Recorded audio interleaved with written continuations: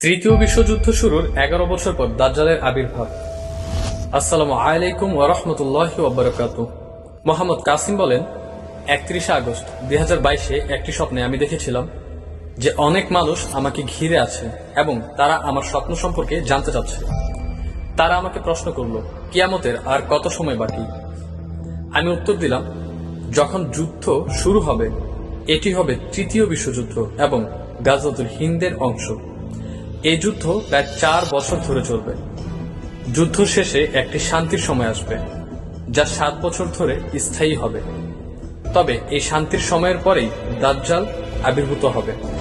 এরপর হযরত ঈসা আলাইহিস সালাম এবং ইয়াজুজ মাজুজের আবির্ভাব ঘটবে। সুতরাং যুদ্ধ শুরু ১১ বছর পর দাজ্জালের আগমন হবে।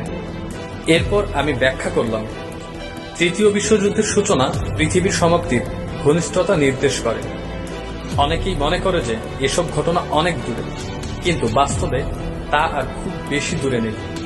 কেউ আমাকে জিজ্ঞেস করলো, এই যুদ্ধে কত মানুষ মারা যাবে? আমি বললাম, গাজওয়াতুল হিন্দ ও তৃতীয় বিশ্বযুদ্ধের সময় প্রায় ১০০ কোটি মানুষ মারা যাবে। দাজ্জালের বিরুদ্ধে যুদ্ধে আরো অনেক বেশি প্রাণহানি হবে।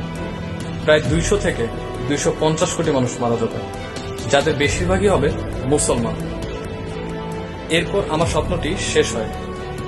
আসসালামু আলাইকুম রহমতুল্লাহি ওয়া বারাকাতুহু। মোহাম্মদ কাসিমের আরো স্বপ্ন সম্পর্কে জানতে ভিজিট করুন মোহাম্মদ কাসিম পিকে এবং মোহাম্মদ কাসিমের ওয়েবসাইট mohammadkasim.pk.org।